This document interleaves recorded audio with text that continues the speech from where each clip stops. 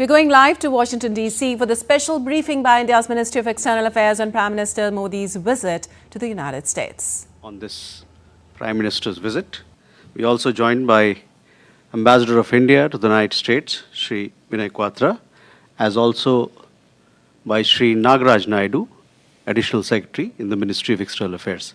With that, I invite Foreign Secretary to begin his opening remarks. So, over to you. Thank you, Randhir. Good evening, all, and thank you for waiting. I know it is past the appointed time, but Prime Minister has just, concluded a very substantive and productive visit to the United States at the invitation of President Donald Trump. As you all know, this is Prime Minister's first visit after the to the United States after the inauguration of President Trump for a second term. And as I had mentioned earlier as well, the fact that this visit is taking place within just 3 weeks and a bit of the inauguration is a signal of the priority that both leaders attach to the India-US relationship. Prime Minister arrived in Washington, D.C. yesterday evening. He was hosted at Blair House, and he had a number of engagements on arrival yesterday. The newly confirmed Director of National Intelligence, Ms. Tulsi Gabbard, paid a call on the Prime Minister. This morning, the Prime Minister received Mr. Elon Musk and Mr. Vivek Ramaswamy as well. The discussions at the White House began this afternoon and went on for nearly 4 hours, comprising discussions in a restricted format, in the press conference, and an extended discussion over dinner with larger delegations. The discussions covered a lot of ground. The entire gamut of the relationship, ranging from strategic and security cooperation, defense, trade and economic engagement, technology, energy security and people-to-people linkages, as well as regional and global issues of concern were dealt with. There is a joint statement that has been issued. I think it's not yet available online, so let me take you through some of the key aspects of the joint statement, but I would urge you to go through the joint statement in some detail because it's a really rich and substantive statement and lays down the blueprint for the near and medium-term future of the India-US relationship.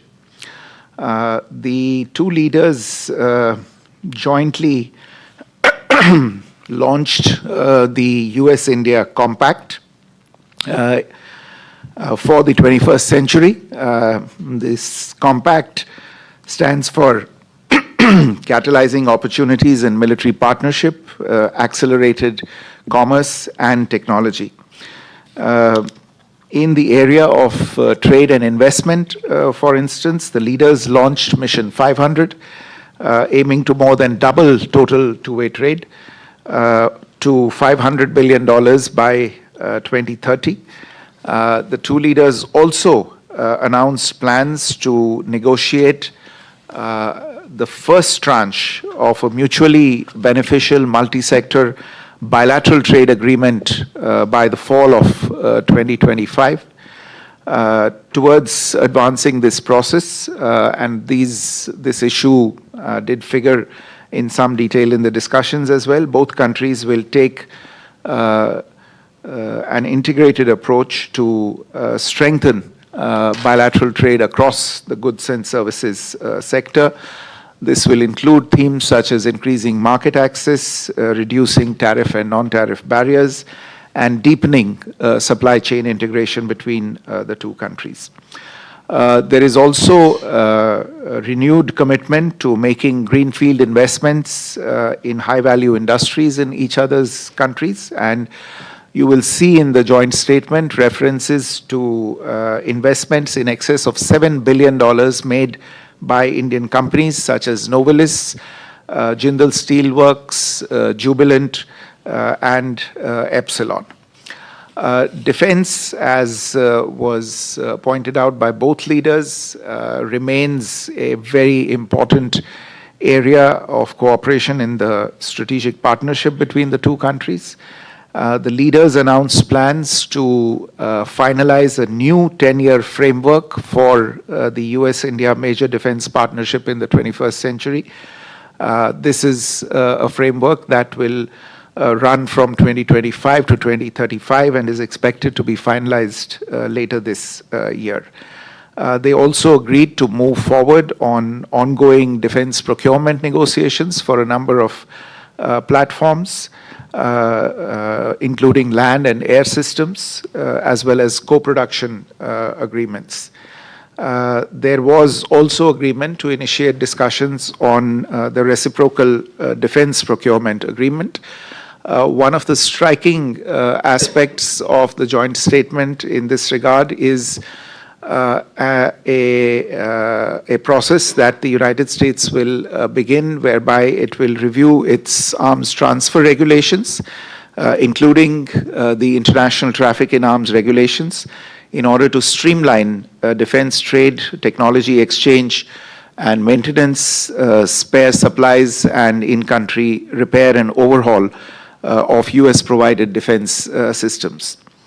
The two countries have also launched the Autonomous Systems Industry Alliance to scale industry partnerships and production of autonomous systems, which will foster next-generation defense and technological collaboration, specifically in the field of underwater domain awareness. You're also aware that for the last several years, technology has become a motive of the India-US partnership, and the two leaders in this latest round of discussions committed to taking forward cooperation in critical and emerging technologies by launching the US-India Trust Initiative. The Trust Initiative stands for Transforming the Relationship Utilizing Strategic Technology. This initiative will catalyze collaboration among governments, academia, and the private sector to drive innovation in defense, artificial intelligence, semiconductors, quantum computing, biotechnology, energy, and space. Artificial intelligence is on everybody's mind. We just had the AI Action Summit in Paris, which the Prime Minister had co-chaired. And in today's discussions, the leaders committed to bring Indian and US private industry together and conclude a US-India roadmap on accelerating AI infrastructure by the end of the year. Both the countries will work together to enable industry partnerships and investments in next-generation data centers, on access to compute and processors for artificial intelligence. The two leaders launched Indus Innovation, a new innovation bridge that is modeled after the successful Indus X platform for defense applications. Indus Innovation is meant to focus on space, on energy, and other emerging technologies. A new US-India cooperative program to recover and process critical minerals, a strategic mineral recovery initiative, has also been launched. Under the Trust Initiative, incidentally, the two sides will also address export controls, enhance high technology commerce, and reduce barriers to technology transfer between the two countries. In the energy area, this is a subject that has remained in focus in the bilateral relationship in the recent years. India is a significant buyer of US energy, and today's discussions covered a lot of ground on this particular subject. In order to ensure energy security, the two countries agreed to work together on the production of hydrocarbons and for commerce in hydrocarbons to support global energy price stability and secure affordable energy access.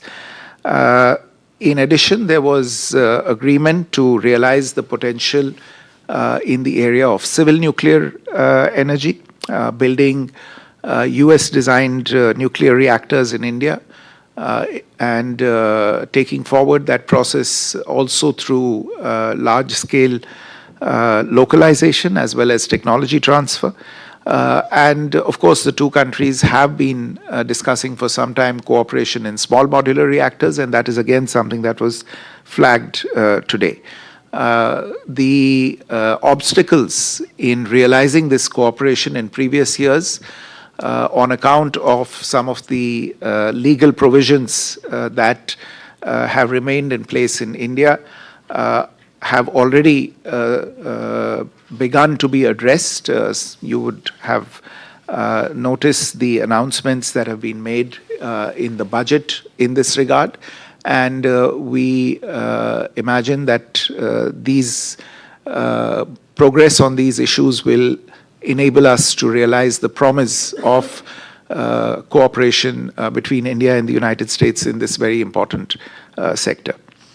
A new partnership has been launched between the US National Science Foundation and the brand new Indian Anusandhan, which is the National Research Foundation, for deepening research linkages in critical and emerging technologies. There's an MOU that was signed between the NSF and the ANRF just a couple of days back to take forward this cooperation. On the people-to-people front, finally, you're aware there are nearly 300,000 Indian students studying in the United States, and the contribution of these students, especially to the US economy, was acknowledged in the joint statement. The leaders agreed to strengthen collaboration between higher education institutions of the two countries, and India invited the United States to take advantage of the reforms in the Indian education sector to set up offshore campuses of premier educational institutions of the US in India.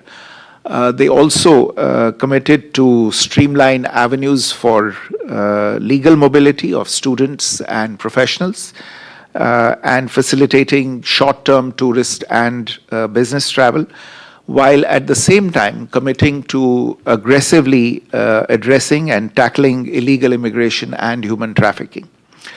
I would also invite your attention to the parts of the joint statement where you can see a commitment from both sides to take decisive action against elements who threaten public and diplomatic safety and security, and the sovereignty and territorial integrity of both nations. There's a commitment to strengthening law enforcement cooperation in this regard, and this is especially significant from our perspective, given some events that have taken place.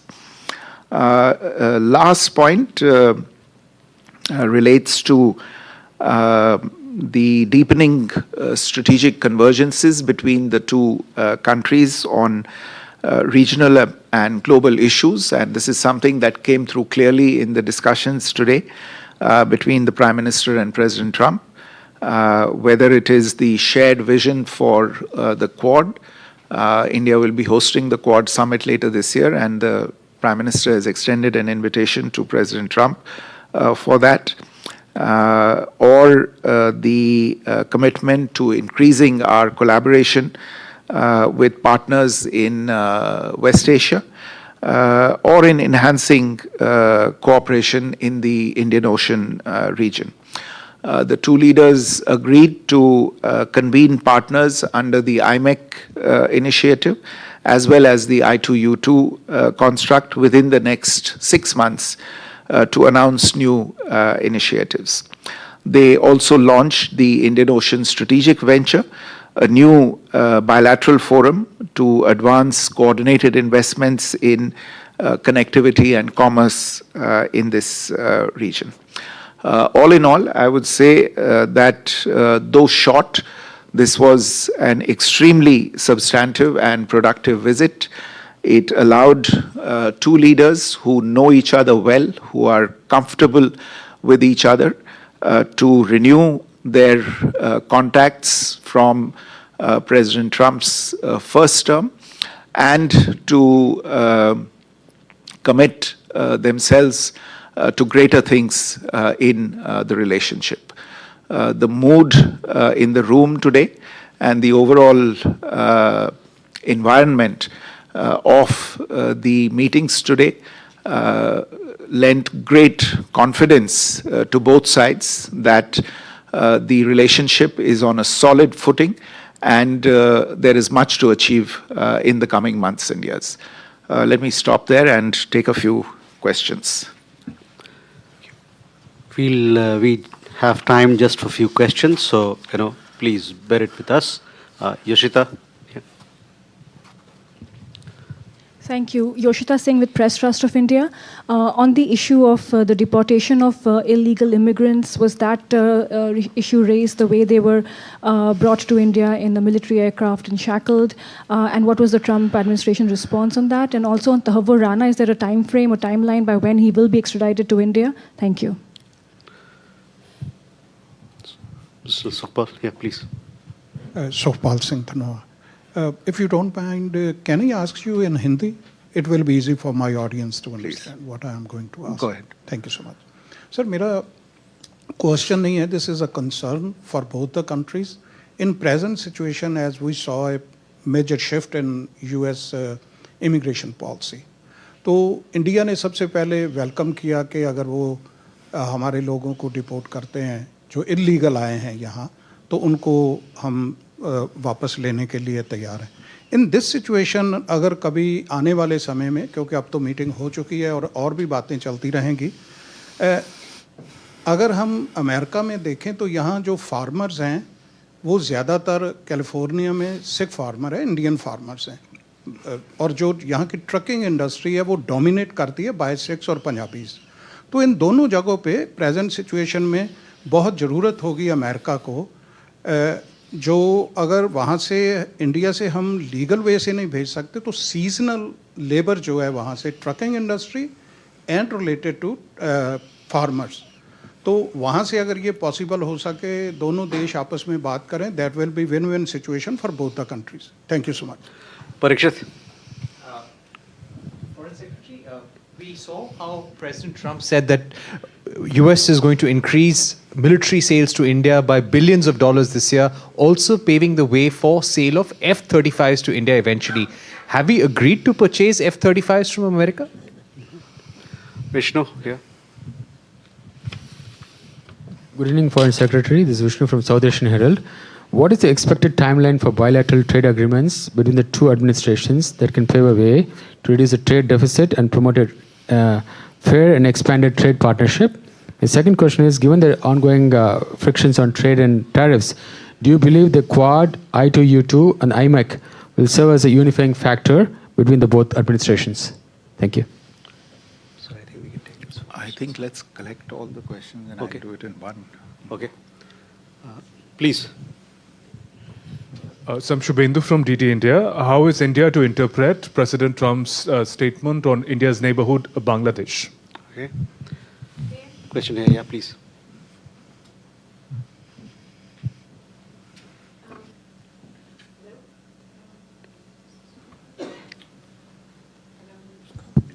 Yeah. Well, my question. Just hang on. Yeah. Can you repeat your Bangladesh question? So how is India to interpret President Trump's statement on the situation in Bangladesh? He said that I leave it to the Prime Minister. Yes, ma'am. How is India going to respond to President Trump's proposal that he could mediate between India and China over territorial disputes and skirmishes? Sriram. President Trump spoke about reciprocal tariffs at the press conference. Is it your understanding that these will be on hold until the trade deal with the US is negotiated? That's question one. And secondly, he mentioned reducing the deficit through energy purchases. Is India treating this taking this literally, or as an encouragement to purchase more energy from the United States? Thank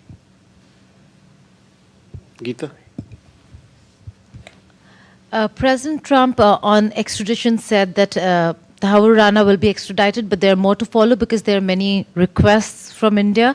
Could you just tell us what are the requests from India? Are there any more names that you've given to the Americans? Manish. Sir मैं मनीष हूँ TV9 Bharatvarsh से president Trump उदाहरण दे रहे थे कि बहुत से जो अमेरिकन प्रोडक्ट है उस पर 30-40% से लेकर 70% तक टैरिफ है उन्होंने अमेरिकन कार का हवाला दिया तो क्या हम भारत की तरफ से इस पर एक कोई जस्टिफिकेशन दिया गया या फिर हम अमेरिका को कोई रियायत देने के लिए जा रहे हैं please Chidu Rajkata, Times of India.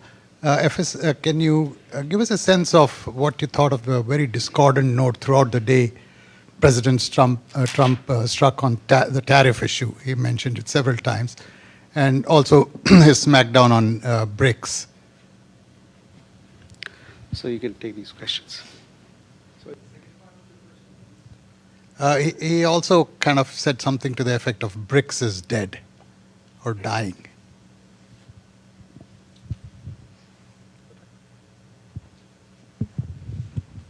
Let me try and address. I think some of the questions and concerns are common, but insofar as the issue of illegal immigration is concerned, yes, it did figure during the discussions today, and the Prime Minister said, as I think he mentioned during the press conference as well, and during the discussions also he said that India has made its stand very clear that if there are illegal immigrants proven to be Indian citizens in any country abroad, we will take them back. But he did emphasize, and again, I think he referred to this in his remarks at the press conference, but even during the discussions, he did emphasize that the return of illegal immigrants is not the end of the story. There is an ecosystem that thrives on this racket and that promotes and enables this racket. And it is the responsibility of both countries to do something about this. And in that, he sought the cooperation of the United States in finding out more details about these rackets and, if need be, through institutional cooperation between the law enforcement authorities and intelligence organizations of the two countries to actually try and do something about these ecosystems that enable this particular phenomenon. So this is something that the two sides will continue to discuss. On Thakur Rana, I think I addressed this in an earlier press conference as well. This is an issue on which the US authorities have taken very clear decisions. I think you've seen the president announce it himself from the White House podium, the decision of the United States to extradite him. It's reflected there in the joint statement as well.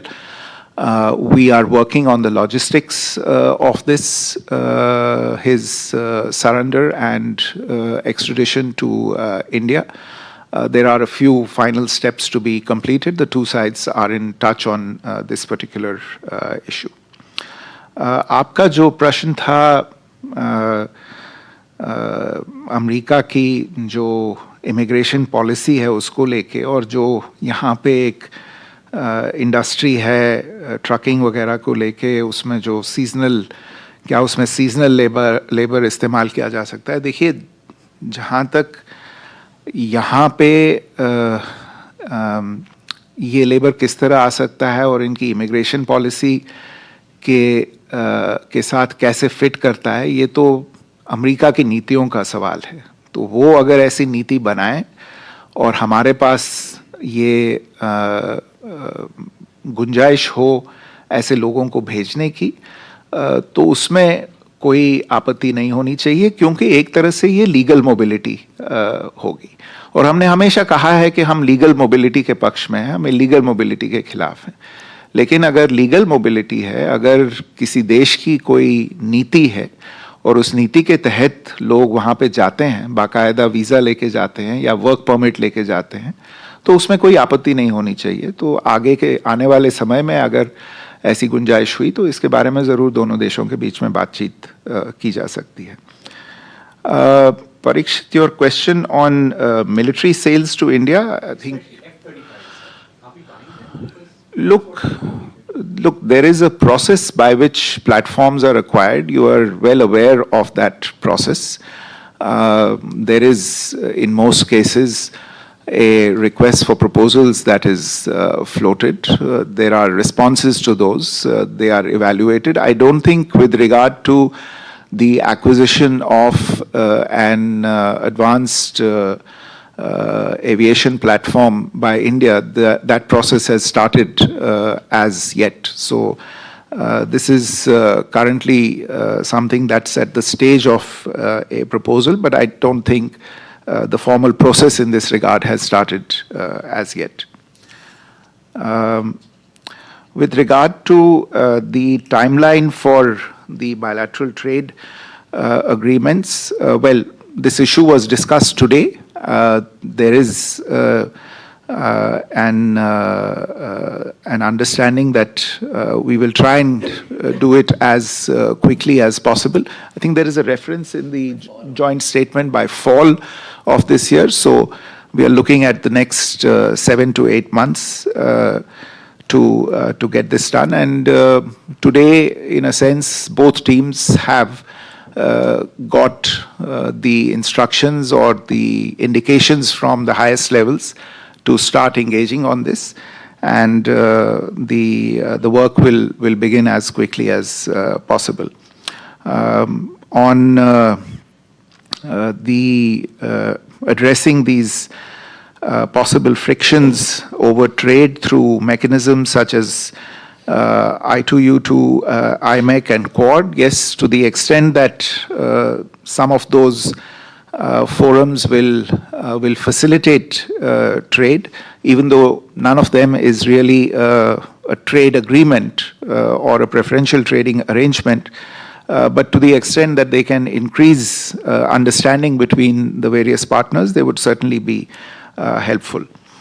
On what we make of the statement on Bangladesh, well, just to share with you that this was a subject that was discussed between the two leaders, and the Prime Minister shared his views and indeed his concerns with regard to recent developments in Bangladesh and how India sees the situation. I think we hope that the situation in Bangladesh will also move forward in a direction where we can pursue relations in a constructive and stable way with them. But there are concerns about that situation, and the Prime Minister shared those views with President Trump. On, I think, your question about the offer to mediate between India and China, I suspect you know the answer to this question. We have whatever issues we have with any of our neighbors, We have always adopted a bilateral approach to dealing with these issues, and it's no different between India and China. We have been discussing any issues that we have with them on a bilateral plane, and we will continue to do so. On reciprocal tariffs and what the fate will be, look, we have indicated, and the two leaders have agreed today to start discussing trade and tariff related issues. So I will let those discussions start before pronouncing on what may happen with regard to the plans that have been announced today by the US administration. On reducing deficit through energy purchases, well, I mean, we are a significant purchaser of US energy in any case. I think last year we purchased about $15 billion in US energy output. There is a good chance that this figure will go up to as much as $25 billion in the near future. And so therefore we are a significant producer, and today's discussions did focus considerably on the possibility of more energy purchases, and it is entirely possible that these increased energy purchases will contribute to impacting the deficit between the two countries as well. On extradition, yes, there are other requests as well. I won't go into the names immediately, but there are other requests that are registered with the US authorities.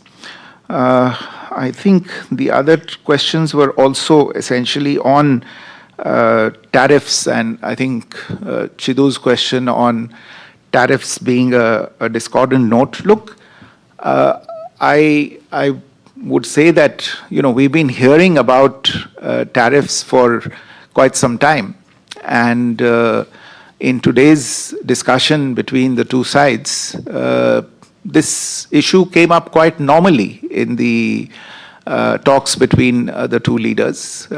They both had their perspectives, but what's more remarkable is, or what's worth looking at, is the fact that we have a way forward on this issue in terms of the undertaking to discuss or start discussions on a bilateral trading agreement. And this may actually be a very good opportunity to take forward something and conclude something which was actually foreseen in the first Trump administration. There was, you would recall, a trade deal that was on the anvil at that time. For various reasons, it did not go forward at that time.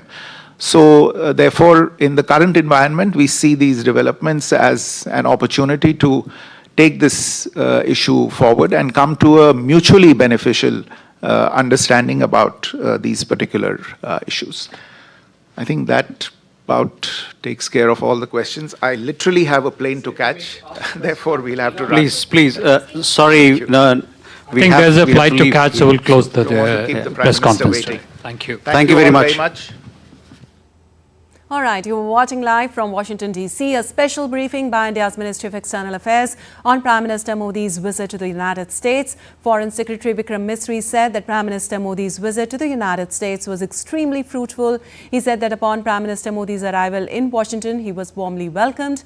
The Foreign Secretary said that Prime Minister just concluded a very substantive and productive visit to the United States at the invitation of President Donald Trump.